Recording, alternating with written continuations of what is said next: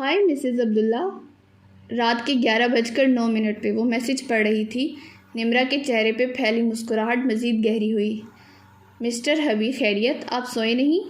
نہیں۔ اچھا یار، یہ تم نے طوطوں کا پنجرہ آخری بار کب صاف کروایا تھا؟ قسم لے لو، بہت بو آ رہی ہے۔ ایک ہاتھ سے ناک دباتے اس نے مسکراہٹ روک کر کہا۔ نمرہ جو بیڈ پہ آری ترچھی لیٹی اپنی اور ممی کی تصویریں دیکھ رہی تھی، اچھل کر بیڈ سے یوں اتری جیسے کوئی زہریلی چیز اس کے ماتھے پہ آ گری ہو اور اس سے بچنا مقصود ہو۔ تم اس وقت کہاں ہو؟ اسے لگا جیسے اس کا سانس رک جائے گا۔ اپنے سسرال میں۔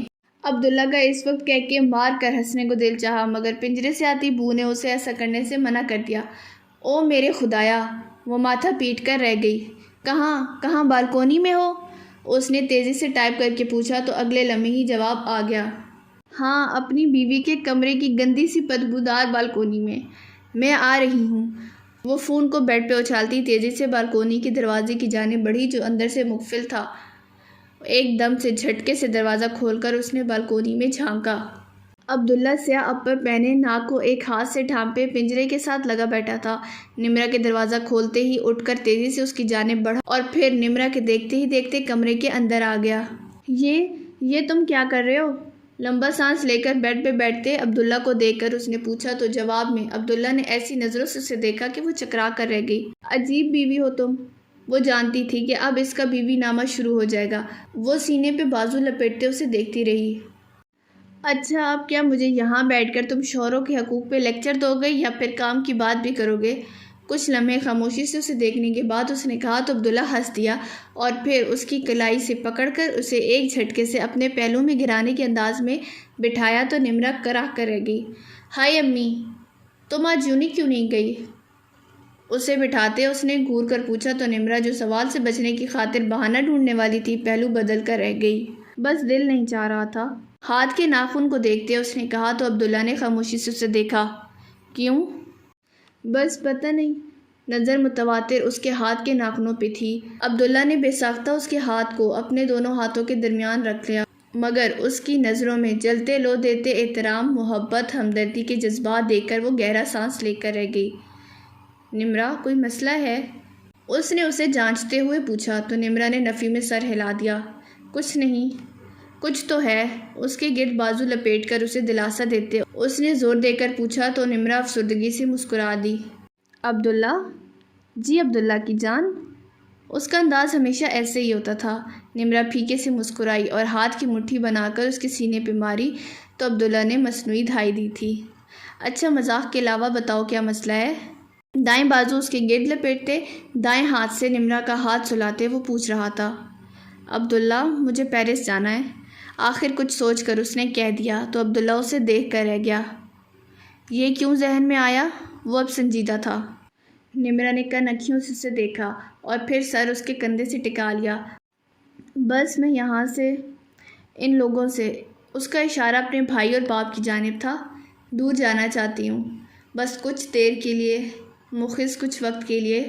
اس کے لہجے میں ہلکی سی نمی کی آمیزش تھی تو عبداللہ مخص گہرا سانس لے کر رہ گیا۔ یہ اس کی زندگی میں شامل وہ افراد تھے جن کو وہ اگل سکتی تھی نہ ہی نگل سکتی تھی۔ ایسے میں وہ اسے کچھ کہتا تو سب بے سود تھا۔ ٹھیک ہے، میں بھی چلوں گا، بتاؤ کب جانا ہے؟ نہیں، میں بس اکیلے جانا چاہتی ہوں۔ نہیں نمرہ، یہ نہیں ہو سکتا، تم جانتی ہو۔ وہ اس کی اس نئی ضد سے جھنجھلایا تھا۔ نمرہ نے آنکھوں میں اشک لیے شکوہ کن نظروں سے اسے دیکھا تو وہ ہونٹ بھینچ کر رہ گیا۔ پلیز۔ نہیں نمرہ، پلیز ضد مت کرو، میں تمہارے معاملے میں کسی بھی صورت رسک نہیں لے سکتا، تو پلیز ضد نہیں۔ اس کے بالوں کو سلجھاتے اس نے کہا تو نمرہ نے اس کے کندھے کا سہارا چھوڑ دیا اور اٹھ کر سامنے دیوار گیر شیلف کی جانب منہ کر کے کھڑی ہوئی، گویا یہ ناراضگی ظاہر کرنے کا انداز تھا۔ عبداللہ نے گہرا سانس لیا۔ مجھے نہیں لے کر جاؤ گی تو کسی اور کو لے جاؤ، کسی دوست کو یا پھر یونی کے کسی گروپ کو۔ اب وہ مفادیت پہ اتر آیا تھا۔ میں کوئی بچی تو نہیں ہوں جو اکیلے نہ جا سکوں۔ منہ بنا کر رخ موڑ کر اس نے کہا تو عبداللہ گہرا سانس لے کر رہ گیا۔ مجھے سمجھ نہیں آتی کہ یہ فطور تمہارے ذہن میں آتا کہاں سے ہے۔ ہر روز ایک نئی کھٹال لے کر بیٹھ جاتی ہو۔ پتہ بھی ہے حالات کتنے خراب ہیں، لیکن ہر روز تمہاری ایک نئی ضد ہے۔ وہ اب اسے جھاڑ رہا تھا۔ اچھا نا، پلیز مان جاؤ۔ واپس اس کے پہلو میں بیٹھتے اور اس کے کندھے پہ تھوڑی ٹکا کر لاٹ سے کہا تو عبداللہ نے گہرا سانس لیا اور پھر اپنی جگہ سے اٹھ کھڑا ہوا۔ جو دل میں آئے وہی کرو، لیکن اب میرے سے بات مت کرنا۔ یہ کہہ کر وہ تیزی سے بالکونی کے دروازے کی جانب بڑھا اور پھر اگلے ہی لمحے باہر تھا۔ نمرا نے ایک افسردہ مسکراہٹ کے ساتھ اسے دیکھا۔ مجھے یقین ہے ڈیئر حبی، میں آپ کو منا لوں گی۔ رات کا دوسرا پہر تھا جب کتاب پہ جھکے اس نے تکیے کے نیچے اوندھے پڑے موبائل پہ کال کی آواز سنی۔ اس نے گہرا سانس لے کر ہاتھ میں پکڑی پینسل کو کتاب میں رکھا اور بن دیکھے ہاتھ تکیے کے نیچے گھسا کر نیچے سے موبائل برآمد کیا۔ مگر یہ کیا؟ سامنے جگمگاتے نام کو دیکھتے ہی فلک کے چہرے پہ ایک عجیب سا تاثر ابھرا تھا۔ اس نے مرے ہوئے دل کے ساتھ کال اٹینڈ کی۔ جی؟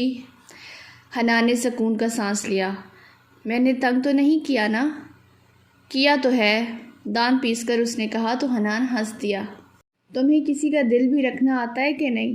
کہہ دیتی نہیں، مجھے تھوڑی سی خوشی ہو جاتی۔ سر کو اپنے بیڈ کی پشت سے ٹکائے اس نے کہا تو فلک نے ایک نظر تارا کو دیکھا، شاید وہ سو رہی تھی، اور واپس کہنے لگی، میں کسی کا دل رکھنے کے لیے اب جھوٹ تو بولنے سے رہی۔ فلک سلطان اپنی مرضی کی مالک تھی۔ پینسل کو اٹھا کر انگلیوں میں گھماتے اس نے ایک ادا سے کہا تو حنان ہنستا چلا گیا۔ آپ کی ہر گستاخی ہمارے لیے ادا ہے، ہنستے ہوئے اس نے کہا تو فلک نے بدمزہ ہو کر ہونٹ بگاڑے جیسے اس کی نقل اتار رہی تھی۔ میں اس وقت پڑھ رہی تھی جب تم نے مجھے کال کی۔ اب اگر مطلب کی بات کرو تو بہتر ہے، ورنہ خدا حافظ۔ منہ بنا کر اس نے مقابل کو دائرے میں رہنے کا اشارہ کیا۔ تو مطلب تم مجھے یاد نہیں کر رہی؟ وہ پھر سے شوخا ہوا۔ فلک نے فون کان سے ہٹا کر اسکرین کو گھورا۔ حویلی کے افراد کو اگر حنان کا یہ چہرہ نظر آ جاتا تو شاید سبھی ہلاک ہو جاتے، بما حنان کے ابا۔ میں نے تمہیں کبھی بھی یاد نہیں کیا مسٹر حنان احمد، تم بس خود ہی خواہ مخواہ میری ہر جگہ پہ گھسے چلے آتے ہو۔ آج اس نے کسی قسم کا لحاظ نہیں رکھنا تھا۔ حنان نے ہونٹ بھینچے۔ محترمہ، آپ اس وقت اپنے منگیتر سے بات کر رہی ہیں، ذرا آرام سے۔ اسے اسی بات کا تو زوم تھا کہ وہ صرف اسی کی تھی۔ ہاں تو منگیتر کو کس نے کہا ہے کہ رات کے اس پہر مجھے کال کر کے تنگ کرے؟ میں تمہیں تنگ تو نہیں کر رہا، بس نیند نہیں آ رہی تھی تو سوچا بات کر لوں۔ وہ کچھ شرمندہ سا ہوا تھا۔ تو میں لوریاں سنانے کا کام تو نہیں کرتی نا؟ اب پلیز آئندہ مجھے کال مت کیجیے گا۔ اب شادی ہو ہی رہی ہے تو بہتر ہے کہ آپ مجھے نہ چھیڑیں۔ جو ہو رہا ہے اسے خاموشی سے ہونے دیں، ورنہ… آگے سے دانستانہ طور پہ اس نے جملہ چھوڑ دیا۔ حنان کے ماتھے پہ بل ابھرے تھے۔ وڈیرے کی ناک کی بات تھی کہ ایک لڑکی اسے دھمکی دے گئی تھی، چاہے اب وہ اس کی محبوبہ ہی کیوں نہ تھی۔ ورنہ… کچھ نہیں کہہ کر اس نے کھٹک سے فون رکھ دیا۔ حنان نے پہلے تو سیاہ پڑتی اسکرین کو گھورا اور پھر غصے اور بے بسی کے عالم میں فون کو سیدھا سامنے دیوار پہ دے مارا۔ اب اس کی برداشت کی انتہا تھی۔ فلک نے سر جھٹک کر فون آف کر دیا۔ حنان کا معمول تھا کہ وہ اسے روز بلا ناغہ کال کرتا تھا۔ کبھی وہ کلاس میں ہوتی، کبھی وہ اندر، کبھی باہر، کبھی تو جان بوجھ کر کال نہ اٹھاتی۔ فلک کو ویسے کچھ لمحوں کے لیے اپنے رویے پہ افسوس ہوا تھا، لیکن وہ زیادہ دیر تک اس بارے میں نہ سوچ سکی۔ وہ واپس پڑھائی میں مصروف ہو گئی۔ وہ فائل کہاں ہے؟ کون سی فائل؟ بزرگوں، کیوں خود الجھ رہے ہیں اور ہمیں بھی الجھا رہے ہیں؟ آپ جانتے تو ہیں میں کس فائل کی بات کر رہا ہوں۔ پہلی بات تو لڑکے یہ کہ میں کسی فائل کے بارے میں نہیں جانتا، اور دوسری بات معلوم ہوتا ہے کہ فائل خاصی اہم ہے، تو مطلب صاف ہے، اگر مجھے پتا ہوتا تو بھی تمہیں ہرگز نہ بتاتا۔ اب اگر کوئی اور تکلیف ہے تو پوچھو، ورنہ چلتے بنو۔ ریٹائرڈ بریگیڈیئر صاحب اس وقت معمول سے ہٹ کر شدید غصے میں تھے۔ ماتھے کی رگیں بھی تنی نظر آتی تھیں۔ باہر بظاہر دیوار پہ لگی سینری کو کپڑے سے صاف کرتے کریم بخش کے کان اسی جانب تھے جدھر سے وہ آوازیں آ رہی تھیں۔ اس نے وہیں کھڑے کھڑے فون جیب سے نکالا اور زین مصطفیٰ کا نمبر ملا دیا۔ کال دوسرے ہی لمحے اٹھا لی گئی۔ جی بابا، کوئی خبر؟ مصروف انداز میں زین نے پوچھا تھا تو ماتھے پہ مصروفیت کی لکیریں تھیں۔ سرکار بیٹھک میں کوئی آیا بیٹھا ہے تو وہ صاحب سے کسی فائل کا پوچھ رہا ہے۔ معلوم ہوتا ہے حالات کچھ اچھے نہیں ہیں، مدھم آواز میں کریم بخش نے کہا تو زین کے ماتھے پہ 3-4 بل اور مزید نمودار ہوئے۔ اس نے ڈھیلے ہوتے کمر کرسی کی پشت سے گرا دی اور بولا تو لہجہ سنجیدہ تھا۔ موبائل کا اسپیکر آن کر کے اندر رکھا ہو۔ جی بہتر۔ اگلے حکم پہ وہ اسپیکر آن کرتا اندر تھا۔ بحث زور و شور سے جاری تھی۔ دیکھیں بزرگوں، بڑھاپا اللہ توبہ کے لیے ہوتا ہے، نہ کہ ایڈونچرز کے لیے۔ خواہ مخواہ میں اپنے اور اپنی پوتی کی جان کو خطرے میں مت ڈالیں۔ آپ سانڈوں کے بیچ میں کیوں پھنسنا چاہتے ہیں؟ دلاور کی آواز پہ ذہن نے کرسی سے پشت چھوڑی اور سامنے پڑا پیپر پین اٹھا کر انگلیوں میں گھمانے لگا۔ ذہن اور کان تیزی سے کام میں مشغول تھے۔ برخوردار، جتنی تمہاری عمر ہے اتنا آدھا میرا تجربہ ہے، تو یہ تو تم مجھے مت سمجھاؤ کہ کیا صحیح ہے اور کیا غلط۔ تم بس اپنے مالکوں کی فکر کرو، جن کی پھینکی ہوئی ہڈی کے پیچھے تم دم ہلاتے یہاں تک آن پہنچے ہو۔ ریٹائرڈ بریگیڈیئر جانتا ہے کہ تم جیسے جانوروں کے ساتھ کیسے پیش آنا ہے۔ تو اب آپ سنجیدہ ہو رہے ہیں۔ ایسا نہ ہو کہ اب ہمیں بھی آپ کو اپنا آپ دکھانا پڑ جائے۔ کل تک سوچیں، پرسوں جب میں آؤں گا تو اپنی مرضی کا جواب دے کر انعام حاصل کر لیں۔ وہ بولتا رکا اور پھر مسکرایا۔ مطلب تو آپ سمجھ ہی گئے ہوں گے آخر کو، اتنا تجربہ تو ہے آپ کے پاس، گہری مسکراہٹ کے ساتھ کہتے دلاور نے اٹھ کر سامنے کے کوٹ کے بٹن بند کیے، دائیں ہاتھ کی 2 انگلیوں کو کن پٹی پہ لے جا کر سلوٹ کیا اور پھر جاتے جاتے کریم بخش کے کندھے کو تھپ تھپاتے باہر نکل گیا۔ دادا ابراہیم نے شہادت کی انگلی سے آنکھوں پہ لگے چشمے کو درست کیا اور پھر گھٹنوں پہ زور ڈالتے اٹھے اور باہر نکل گئے۔ ان کا انداز پر سوچ تھا۔ بابا کریم نے گہرا سانس لے کر جیب سے موبائل نکالا اور سکرین کو دیکھا جو اب سے آتی۔ وہ کال کاٹ چکا تھا اور اب پھرتی سے ایک نمبر ملا رہا تھا۔ آج رات 10 بجے چیئرمین نیب کو ہر صورت میل کر دو، وہ کہہ رہا تھا۔ جی سر۔ دوسری جانب سے پتہ نہیں حیرت دکھائی گئی تھی یا پھر حکم بجا لایا گیا تھا۔ اس نے سوچنے کی زحمت ہی نہیں کی اور کال کاٹ دی۔ پیپر پین اب بھی اس کے ہاتھ میں موجود تھا جس سے وہ آہستہ آہستہ گھما رہا تھا۔ شہروز، میں 3 دن کے لیے پیرس جا رہی ہوں، آپ میرے پیچھے سے گزارا تو کر لیں گے؟ شہروز اکرم اخبار کا مطالعہ کر رہے تھے جب جہاں آرا نے ان کے سامنے چائے رکھتے ہوئے کہا۔ انہوں نے چونک کر جہاں آرا کو دیکھا۔ کس لیے؟ انداز ٹھیکا تھا۔ جہاں آرا مسکرائیں۔ آپ چیزوں کو اتنی جلدی کیوں بھول جاتے ہیں؟ بتایا تو تھا کہ میں ایک ایونٹ میں مدعو ہوں۔ نزاکت سے بتاتے انہوں نے آخر میں شکوہ کیا تھا تو شہروز اکرم نے فریم لیس چشمے کے اس پار انہیں دیکھا اور پھر ہاتھ میں پکڑے اخبار کو سامنے میز پہ چٹخنے کے انداز میں رکھتے ہوئے انہوں نے چائے کا کپ اٹھا لیا۔ کچھ کہیں بھی؟ جواب میں خاموشی پا کر انہوں نے پوچھا۔ ساتھ کون ہوگا؟ میرا گروپ، میری ٹیم، جس کی وجہ سے میں آج ہوں۔ مسکراتے ہوئے کٹے بالوں کو ماتھے سے ہٹاتے انہوں نے ایک ادا سے کہا تو شہروز اکرم نے بہت ہی جانچتی نظروں سے انہیں دیکھا۔ جہاں آرا کا دل ایک لمحے کو کانپا مگر پھر وہ سنبھل گئیں۔ بس؟ جی۔ سر اس بات میں ہلاتے اس نے ان کے پہلو میں صوفے پہ جگہ بنائی اور قریب ہو کر سر ان کے کندھے سے ٹکا لیا۔ آپ کو مجھ پہ یقین نہیں ہے نا؟ لہجے میں شکوہ تھا۔ آنکھیں بھی نم ہوئیں۔ شہروز اکرم نے گہرا سانس لے کر کپ کو میز پہ رکھا اور واپس اخبار اٹھا لی۔ ایسی کوئی بات نہیں ہے۔ انداز صاف جان جھڑکتا تھا۔ تو پھر آپ ہمارے نکاح کا سب کو بتا کیوں نہیں دیتے؟ اس سے آپ پہ اعتبار کا کیا تعلق؟ وہ سیدھے ہوئے تو جہاں آرا مسکرائیں۔ ہے تو صحیح، میں اس ٹرپ میں آپ کے ساتھ جانا چاہتی تھی۔ میری زندگی میں صرف ایک ہی خواہش ہے کہ میں آپ کے ساتھ کہیں باہر، کہیں دوسری دنیا میں چلی جاؤں، کبھی نہ واپس لوٹنے کے لیے۔ شہروز اکرم کی آنکھوں میں دیکھتے اس نے گہری مسکراہٹ کے ساتھ کہا تو شہروز اکرم بھی مسکرائے اور اخبار کو واپس اسی جگہ پہ چٹخ دیا اور پھر نرمی سے جہاں آرا کا ہاتھ اپنے ہاتھ میں تھام لیا۔ اور آپ کی بیٹی اور ضیاء افندی، ان کا کیا؟ وہ جب جہاں آرا سے ان دونوں کے خلاف سخت الفاظ سنتے تو انہیں دلی راحت پہنچتی تھی۔ جہاں آرا ان کی جیت تھی اور اس جیت سے انہیں آخری انتہا کی محبت تھی جس میں رائی برابر بھی شرک وہ برداشت نہیں کر سکتے تھے، کجا کے پورے 2 انسانوں کو برداشت کرنا۔ آپ سے مجھے بس ایک ہی شکوہ ہے شہروز، پتہ ہے کیا؟ آپ ہمیشہ اس وقت ان دونوں کو بیچ میں لاتے ہیں جب میں صرف آپ کی اور میری باتیں کرنا چاہتی ہوں۔ میں ان دونوں کو یاد بھی نہیں کرنا چاہتی جو میرے ماضی کی تلخ اور تکلیف دہ یاد ہیں، جنہیں میں جب کھروچ کر صاف کرنے کی کوشش کرتی ہوں تو آپ ان پہ نمک چھڑک دیتے ہیں۔ اس کے لہجے میں محسوس کیا جانے والا درد سمٹ آیا تھا۔ شہروز اکرم جیسے ایک دم سے نہال ہو گئے۔ انہوں نے جہاں آرا کا سر اپنے کندھے سے ٹکا لیا اور بال آہستہ آہستہ سلہانے لگے۔ جہاں آرا نے سکھ کر سانس لے کر بائیں ہاتھ کو شہروز اکرم کے سینے پہ رکھتے دائیں ہاتھ سے آنکھ کا کنارہ صاف کیا۔ یقیناً وہ ایک بہت اچھی اداکارہ تھیں۔ انہوں نے ایک شکاری کو بہت ہوشیاری سے رام کیا تھا اور یہ ان کی شہروز اکرم اور ضیاء افندی سے بھی بڑی جیت تھی۔ اکیلی تنہا ان دونوں سے لڑ رہی تھیں، وہ بھی اپنی بیٹی کے لیے، نہ جانے کب سے، نہ جانے کب تک کے لیے۔ اب تک کی تازہ خبر، نیب کی بڑی پیش رفت۔ ناظرین، سٹائلش سے رنگین لباس میں شوخ لپسٹک لگائے کیمرے کے سامنے بیٹھی نیوز کاسٹر ایک ہی جملے کو بار بار بہت ہی جوش اور جذبے کے عالم میں دہرا رہی تھی، اور اپنے کمرے میں کرسی پہ بیٹھے چیئرمین نیب کے چہرے کا ایک رنگ آ رہا تھا اور دوسرا جا رہا تھا۔ ان کا چہرہ اس بات کا گواہ تھا کہ فائل ان تک پہنچ چکی ہے۔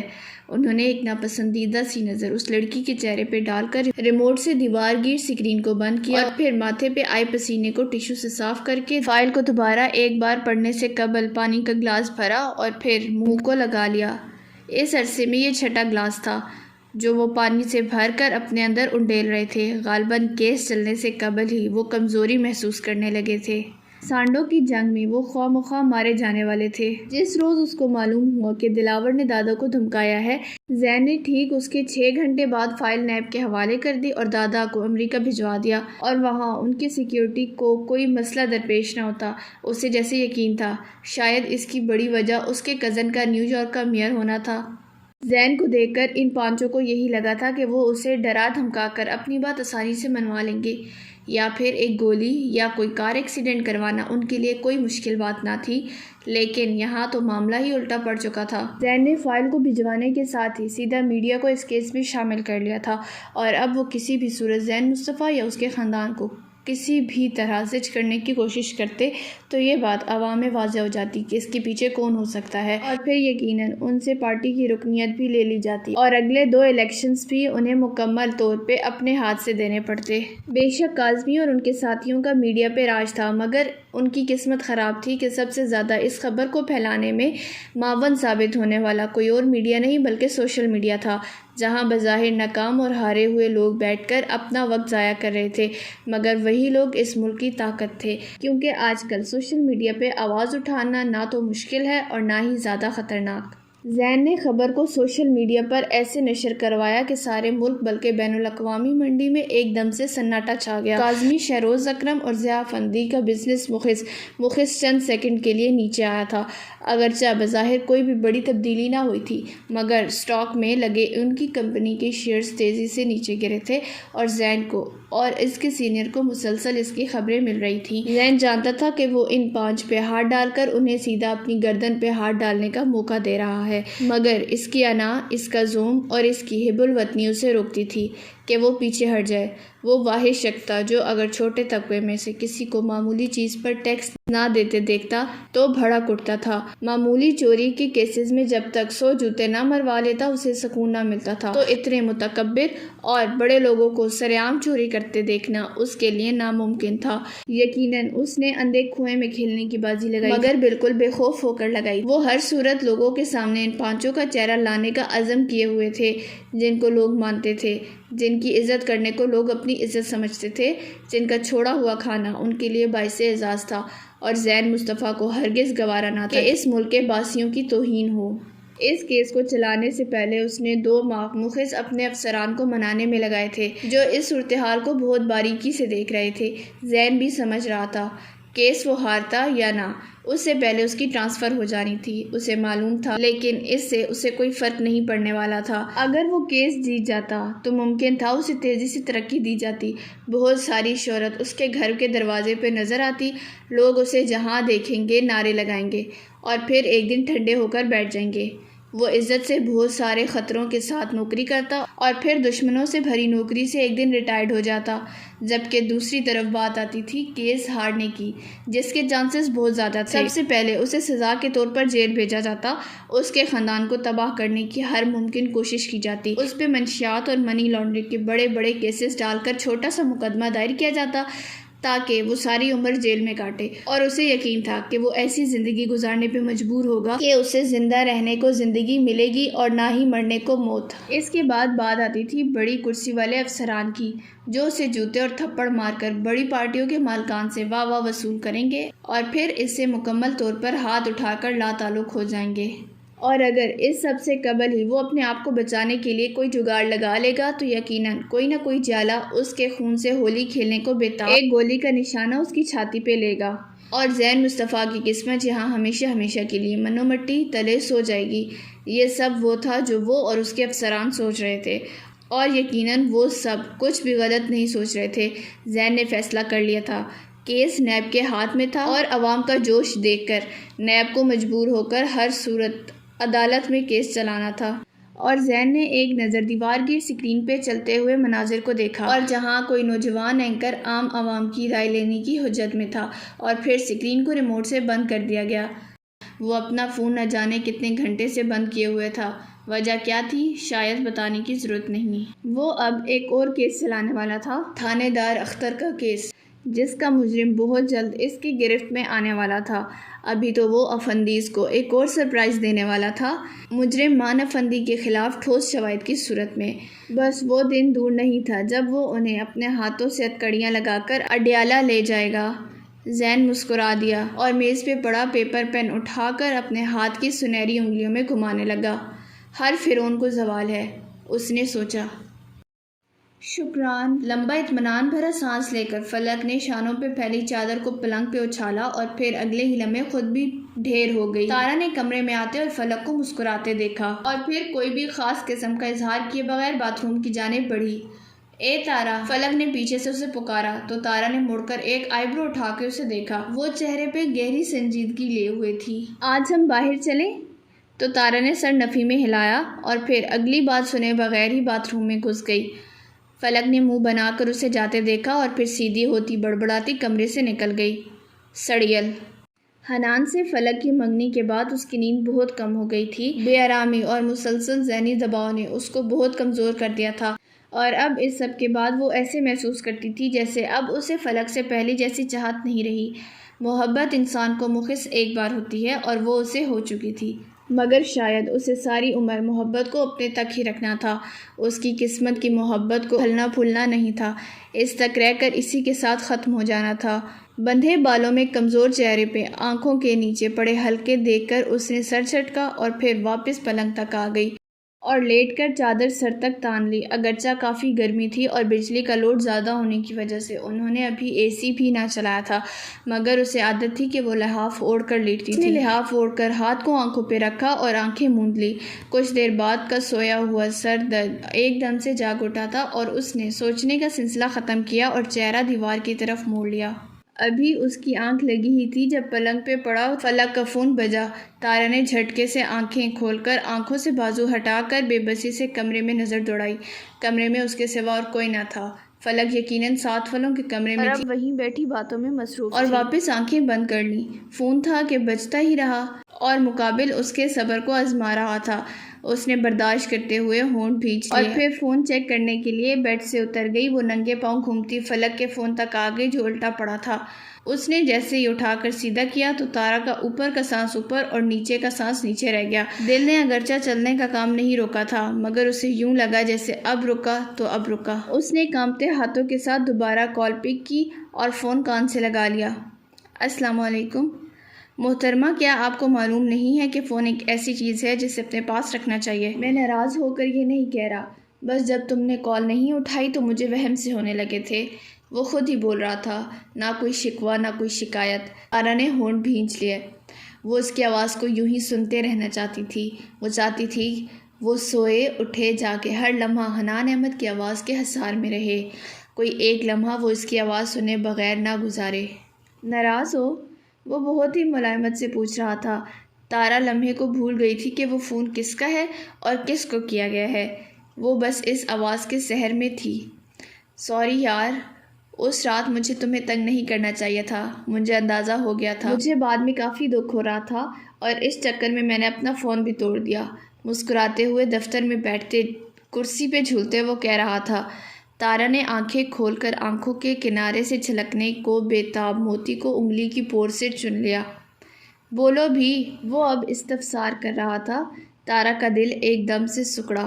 دل نے کہا، تارا جو بھی دل میں ہے سب کہہ دے، یہی صحیح وقت ہے، مانگ لو اس شخص سے اپنی محبت کی بھیک، اسے مت جانے دو۔ دل ایک دم سے مشورے دینے کو ترایا تھا۔ تارا نے منہ کھول کر کچھ کہنا چاہا مگر افسوس اس کے لفظ اس کا ساتھ دینے سے انکاری تھے، جیسے سارے الفاظ ایک دم سے ختم ہو گئے ہوں۔ ہو ہی تو گئے تھے۔ جب جب وہ حنان سے بات کرنے کی کوشش کرتی تھی سارے الفاظ ختم ہو جاتے تھے۔ جو محبت تارا حنان سے کرتی تھی وہ تھی یک طرفہ محبت۔ کیا حنان کی محبت بھی فلک کے لیے ایسی ہی تھی؟ کیونکہ محبت وہ میزان ہے جس میں محبت کا جذبہ ڈالتے جاؤ، وزن بڑھتا جائے گا اور آخر اس کا سارا پھل صرف اسی کو ملے گا جس کا پلڑا بھاری ہوگا۔ اب قسمت کو فیصلہ کرنا تھا کہ محبت کے اس میزان میں سب سے بھاری پلڑا کس کا ہوگا، حنان کا یا تارا کا؟ ہیلو فلک۔ مسلسل خاموشی پار کر حنان نے کچھ بے چین ہو کر ہیلو کہا تو تارا کا ضبط جواب دینے لگا، فلک میری جان، تم ٹھیک تو ہو؟ فلک۔ مسلسل خاموشی پا کر پھر دوسری جانب اس کی موجودگی کو تارا تو جیسے اسی کی منتظر تھی کہ کب وہ شخص کچھ کہے اور کب تارا دھاڑے مار مار کے رو پڑے۔ فلک تم رو رہی ہو؟ ہونٹوں پہ بے بسی سے ہاتھ رکھتے حنان نے کہا۔ تارا کے دل نے کہا کہہ دو کہ اسے بتا دو کہ تم کون ہو۔ تارا نے منہ کھولا، الفاظ ٹوٹنے لگے۔ حنان، فلک، تم فلک ہی ہو نا؟ اسے لگا اسے سننے میں غلطی ہوئی ہے۔ حنان نے موبائل کان سے ہٹا کر سکرین پہ چمکتے نام اور نمبر دیکھا اور پھر فون کان سے لگا لیا۔ حنان، وہ میں تارا۔ خود کو سنبھالنے کی کوشش کرتے اس نے 2 بار میں ایک جملہ ادا کیا۔ حنان ایک دم سے ڈھیلا پڑ گیا۔ تم رو کیوں رہی ہو؟ فلک کہاں ہے؟ اب کی بار لہجے میں کچھ اور تھا، بس محبت نہیں تھی۔ تارا کے دل نے دھائی دی تو وہ پلنگ پہ بے بسی سے بیٹھتی چلی گئی اور اب وہ رو رہی تھی، بے آواز رو رہی تھی، اپنی ہار کا تماشا دیکھ رہی تھی۔ فلک 7 فلک کمرے میں ہے۔ تم نے پھر فون کیوں اٹھایا اس کا؟ بتا نہیں سکتی تھی کہ تم ہو؟ ناگواری سے اس نے کہا اور اسے قبل کہ تارا صفائی میں کچھ کہتی حنان نے کال کاٹ دی۔ اس نے اسے اختتامیہ کلمات تک نہ کہے۔ شادی کے دن رکھے جانے والے ہیں، منہ کو فون کے قریب کرتے وہ مدھم آواز میں بول رہی تھی۔ کب؟ دوسری جانب بیٹھا منان ایک دم سے سیدھا ہوا۔ بس کچھ روز میں، مجھے امیر سے معلوم ہوا ہے ابا چاہتے ہیں کہ فلک اور حنان کی شادی جلد سے جلد ہو جائے۔ وہ ابھی مدھم لہجے میں بول رہی تھی۔ مان کے چہرے پہ مکرو سی مسکراہٹ نمودار ہوئی۔ میرے خیال میں یہی صحیح وقت ہے جب ہم چال چل سکتے ہیں، اب وہ مشورہ دے رہی تھی۔ ماں نے بے قراری سے بالوں پہ ہاتھ پھیرا۔ ہاں میں نے بھی بہت انتظار کیا ہے، اب ہی تو صحیح کھیل کا مزہ آئے گا۔ میں جلد آنے والا ہوں، سین میں موجود رہنا۔ اس بار میں تمہیں دیکھ کر ہی جاؤں گا۔ اپنے مددگاروں کا معلوم ہونا بھی تو ضروری ہے، گہری مسکراہٹ کے ساتھ اس نے کہا تو دوسری جانب وہ ہنس دی۔ چہرے پہ معصومیت اور نہ کوئی چمک، ایک دم سے بدنمائی ظاہر ہونے لگی تھی۔ وقت کب کیا کر جائے کیا معلوم؟ اس عہد و پیمان کو تبھی کرنا چاہیے جب ہمیں معلوم ہو کہ کل ہم زندہ رہیں گے بھی یا نہیں۔ وہ دوسرے لفظوں میں اسے جو کہہ رہی تھی مان سمجھ کیا تھا، یعنی کبھی نہ ملنے کا عہد۔ تم بولتی اچھا ہو، یہ کہہ کر اس نے ایک دم سے کہکا لگایا تو اس نے بدمزہ ہو کر فون رکھ دیا۔ ماں نے مسکرا کر سکرین کو سیاہ پڑتے دیکھا اور پھر نیم تاریک کمرے میں بستر سے چابی ٹولتا باہر نکل گیا۔ نمرا نے مسکرا کر ہوٹل کی عمارت کے سامنے کھڑے ہوتے لمبا سانس لے کر پیرس کی آزاد فضاؤں کو محسوس کیا اور ہوٹل کے دروازے کو پار کر گئی۔ یہ وقت ہوٹل میں لنچ کا تھا اور ہوٹل کے ہال میں جا بجا کرسیاں میز پڑے ہوئے تھے، ان پہ سفید پوش بچھائے گئے تھے۔ نمرا نے مسکراتے ہوئے آنکھوں سے براؤن چشمہ اتارا اور چابی لینے کے لیے مینیجر کی جانب بڑھی۔ وہ اس وقت نیلی جینس، خوبصورت سورج مکھی کے پھولوں کی قمیض پہنے ہوئے تھی اور بالوں کو اونچی پونی سے باندھ رکھا تھا۔ اس نے مسکراتے ہوئے چابی دروازے کی کی ہال میں گھمائی اور پھر قدم اندر رکھ دیے۔ گہرا سانس لے کر اس نے کمرے پہ ایک طائرانہ نظر گھمائی۔ اس نے سر پہ ٹکے چشمے کو ٹیبل پہ رکھا اور پرجوش سی بے تابی سے باتھ روم کی جانب بڑھ گئی۔ اس کا بس نہیں چل رہا تھا کہ وہ اڑ کر ممی کے پاس پہنچ جاتی، لیکن اس سے قبل ان کے لیے تحفہ لینا ضروری تھا اور وہ اتنی پرجوش تھی کہ اس کے لیے انتظار کرنا مشکل ہو رہا تھا۔ اس نے فریش ہو کر ہلکے آسمانی رنگ کی آدھی آستینوں کی ٹی شرٹ پہنی اور ساتھ ہی سفید جینس۔ اس نے بالوں کو کھول کر ایک جانب کندھے پہ کیا، پاؤں پہ سفید لمبی سی ہیلز پہنے، بیگ اور سنہری چشمہ اٹھائے باہر نکل گئی۔ باہر جاتے اس کے چہرے پہ دلکش مسکراہٹ رقصاں تھی۔ اس نے کیب منگوا کر سفر کا آغاز کیا۔ یہ سفر شاید اس کی زندگی کا سب سے خوبصورت سفر تھا۔ 15 منٹ بعد اس نے کیب میں بیٹھے بیٹھے عبداللہ کو میسج کیا۔ جواب فوراً موصول ہوا، مگر کچھ ناراض تھا۔ وہ اسے ہر حال میں جواب دیتا تھا، چاہے فضول سے فضول بات ہی کیوں نہ ہو۔ میں شاپنگ پہ جا رہی ہوں، بتاؤ کیا لوں تمہارے لیے؟ اس نے کیب سے اترتے ہوئے میسج بھیجا تو خوب جلا دینے والا جواب ملا، ایک بیوی میلا تو لا دینا، اور دیکھنا ذرا سمجھدار اور بات ماننے والی ہو۔ وہ کہاں برداشت کرنے والا تھا۔ نمرا نے بمشکل ہنسی روکی۔ وہ اب مال کے عین وسط میں کھڑی تھی اور مال کے چھت پہلے سنہری تھا، پھر سرخ ہوا اور آخر میں لال۔ وہاں آتے سیاح اس سے خوب لطف اندوز ہوئے، سوائے ایک نمرا کے۔ نئی بیوی کا سوچیے گا بھی مت، ورنہ خیر میں سوچوں گا نہیں، سوچ چکا ہوں، اور اب تم مجھے اس فیصلے سے ہٹا نہیں سکتی ہو۔ اس نے دانت پیسے تھے، ایک سنبھالی نہیں جاتی دوسری رکھیں گے۔ یہ تبصرہ اس کا اپنے لیے تھا۔ فون بھیج کر اس نے ٹائپ کیا اور پھر بغیر بھیجے موبائل رکھ دیا۔ نمرا نے الیکٹرک سٹیئرز پہ قدم رکھتے تعجب سے فون کو دیکھا اور پھر کوئی خاص تاثر دیے بغیر ہی فون کندھے پہ جھولتے بیگ میں رکھ دیا۔ اس کی نظر اطراف میں گردش کر رہی تھی، معلوم ہوتا تھا کہ وہ اکثر یہاں آیا کرتی تھی۔ اس نے گھڑیوں کے اسٹال کے سامنے رکتے ڈسپلے میں لگی گھڑیوں کو دیکھا اور پھر سیاہ سلور بڑے سے ڈائل کی گھڑی نکلوا لی۔ وہ یہ گھڑی عبداللہ کو دینے کا ارادہ رکھتی تھی۔ گھڑی خریدتے اس کے چہرے پہ خوبصورت سی مسکراہٹ رقصاں تھی۔ اس نے دنیا میں صرف 2 ہی لوگوں سے محبت کی تھی، ایک ممی اور دوسرا اس کا شوہر۔ اگر کوئی اسے پوچھتا کہ سب سے زیادہ وہ کسے چاہتی ہے تو شاید وہ اس بات کا جواب نہ دے پاتی۔ نمرا نے گھڑی پیک کروائی اور ممی کے لیے سرخ رنگ کا درمیانہ سا بیگ خریدا اور باہر نکل آئی۔ یقیناً یہ ممی کو بہت پسند آئے گا، وہ مسکرائی تھی۔ کیا کبھی ایسا ہوا ہے کہ کسی نے محبت کو محبوب کے سامنے جھک کر پا لیا ہو؟ کیا کبھی ایسا ہوا ہے کہ میں انہیں کہوں میں ان کو چاہتی ہوں؟ وہ رکی اور پھر ہنس دی۔ کیا لفظ چاہت میرے جذبات کو بیان کر سکتا ہے؟ کیا وہ اس سے مان جائیں گے؟ نہیں، یہ میری محبت کی توہین ہے کہ لفظ چاہت استعمال کروں۔ مجھے ان سے محبت ہے، محبت کے برابر کچھ نہیں۔ ہاسٹل کے برآمدے میں پلر سے سر ٹکائے آسمان پہ چمکتے چاند کو دیکھ کر وہ سوچ رہی تھی، اس لڑکی کی محبت ایک ایسے شخص کے لیے تھی جس کو اسی کی دوست سے محبت تھی۔ کیا یہ مذائقہ خیز نہیں؟ وہ بے اختیار ہنسی، بالکل ایک کھوکھلی ہنسی۔ ہاں، مجھے حنان سے محبت ہے، جیسے فلک سے محبت ہے، بالکل ویسی ہی محبت جیسی حنان کو فلک سے۔ وہ دھیمے سے مسکرائی۔ حنان پلیز میرے پاس آ جائیں۔ خیالوں ہی خیالوں میں وہ اس سے مخاطب تھی۔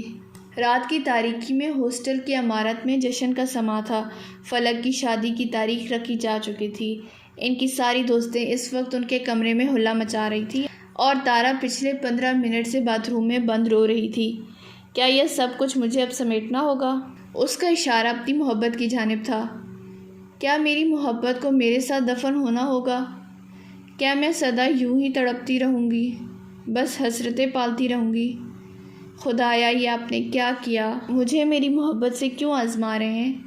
یہ آپ نے کیا کیا؟ محبت اس کی قسمت میں لکھ دی جسے اس کی ضرورت ہی نہ تھی۔ کیا آپ کو بس فلک سے محبت ہے؟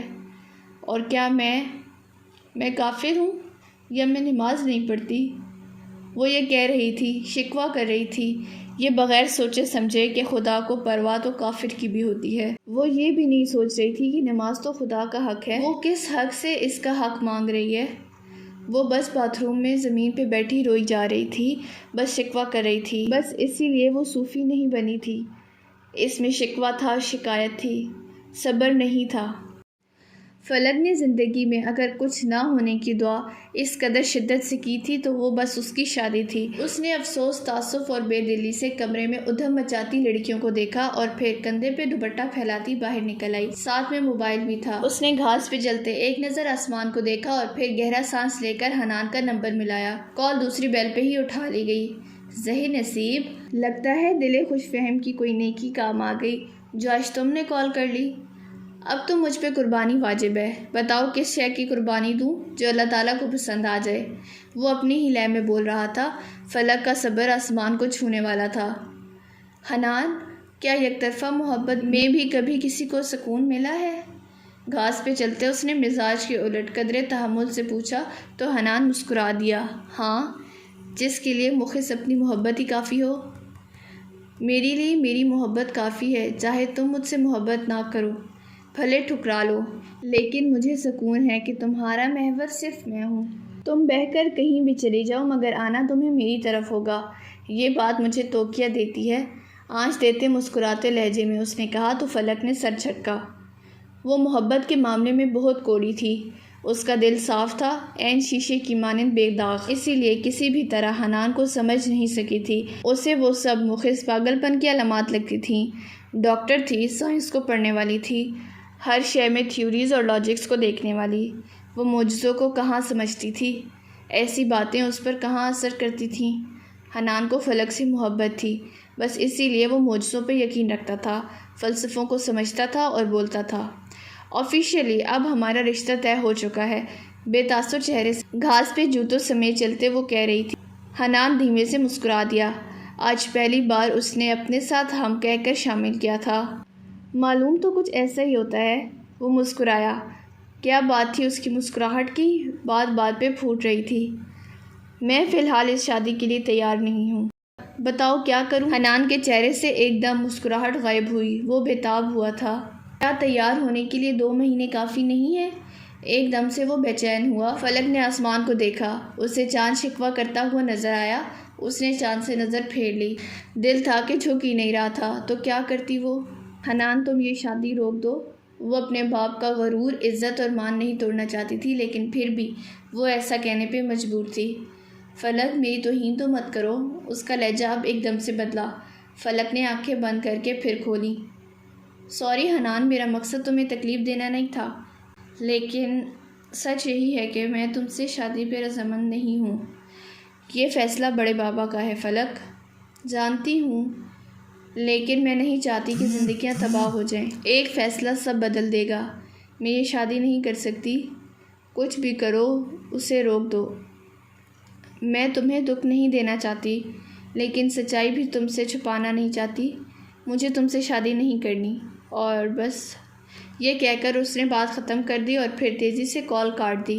حنان اس وقت اپنے کمرے میں بستر پہ دراز تھا۔ جس وقت فلک کی کال آئی وہ سونے والا تھا۔ فلک کی کال دیکھ کر اٹھا، اور اب جب آرام تباہ کر کے خود چلی گئی تو وہ بے ساختہ ہنس دیا، اور اتنا ہنسا کہ آنکھیں نم ہو گئیں۔ حنان نے تھک کر سر تکیے پہ گرا دیا۔ ناممکن۔ آنکھیں بند کرتے اس نے تصور میں فلک کے عکس سے کہا تھا۔